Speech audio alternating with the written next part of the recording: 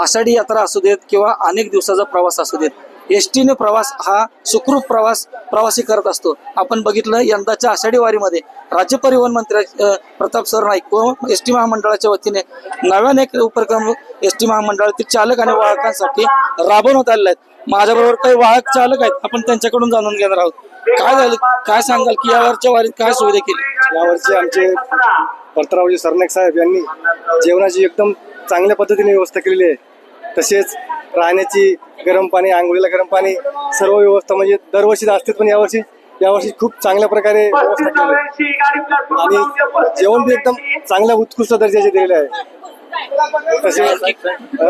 तसेच सगळं राहायची व्यवस्था, चालक वाहक हे खूप थकून येतो ना, त्यामुळे त्यांना राहायची व्यवस्था सर्व पद्धतशीर वरच्या मजल्यावर राहायची व्यवस्था केलेली आहे.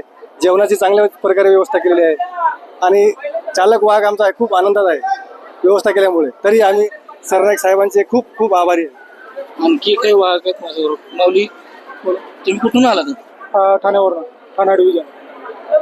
कसं नियोजन केलं यावेळेस? एकदम उत्कृष्ट नियोजन आहे आणि सर्वांचं सहकार्य चांगलं मिळालेलं आहे. आपले लाडके परिवहन मंत्री आणि इतर अधिकारी वगैरे त्यांनी चांगली सुविधा दिलेली आहे. यावर्षी चालक वाहकांना पण व्यवस्थित पाण्याची इतर सुविधा चांगल्या दिलेल्या आहेत. त्याच्यानंतर प्रवाशांना पण वेळेवर गाड्या सुटतील याप्रमाणे नियोजन करून आणि त्याप्रमाणे त्यांच्या ग्रुप बुकिंग असेल तर ग्रुप बुकिंग आपण केलेले आहेत आणि त्यांच्या वेळेनुसार आपण गाड्या मार्गस्थ केलेल्या आहेत. काय सांगता? मी विठ्ठलवाडी आगारातून आलो, कल्याण विठ्ठलवाडी. गेल्या वर्षाप्रमाणे यंदा चालक वाहकांची चांगल्या प्रकारे सोय करण्यात आली.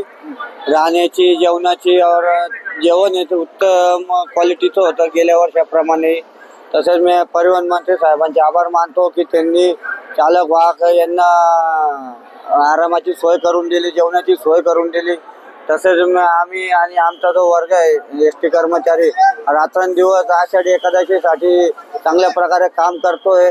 एस टी महामंडळ चांगल्या प्रकारे काम करतोय, याच्यातच आम्हाला आनंद व आम्ही भरपूर पुढे अशी अपेक्षा ठेवतो की आम्हाला अशी सोय मिळण्यात यावी. आम्ही असंच गुन्ह्यागोविंदाने काम करू इच्छितो. आता एक नवीन सुविधा चालू केली आहे, तुमचं सगळ्यांचं प्रगती पुस्तक तयार करणार आहेत. जे चांगलं काम करतील त्यांना एक बक्षीस सुद्धा महामंडळाच्या तर्फे देण्यात येणार आहे. कसं पाहता याच्याकडे? नाही, बक्षीस असो किंवा नसो, पण आम्ही एक चांगल्या प्रकारे काम करू व एस टी महामंडळाला पुढे घेऊन एस टी महामंडळाचं नाव करू. त्याच्यानंतर जे काही आम्हाला जे बेनिफिट मिळेल तेच आम्ही घेऊ, एवढं आम्ही सांगू इच्छितो. नक्कीच आपण पाहिलं तर ज्या पद्धतीनं वारकऱ्यांना सुखरूप पोहोचण्यानंतर काम केलं जातं. आषाढी वारीमध्ये येणारा प्रत्येक भाविक दर्शन झाल्यानंतर आनंदाने घरी जातो आणि ज्या आनंदाने घरी पोहोचण्याचं जे काम वाहक करतात ते सुद्धा एस टी महामंडळाच्या वतीनं मिळालेल्या सुविधेमुळे ते आता आनंदानं घरी जाताना आपल्याला पाहायला मिळतात.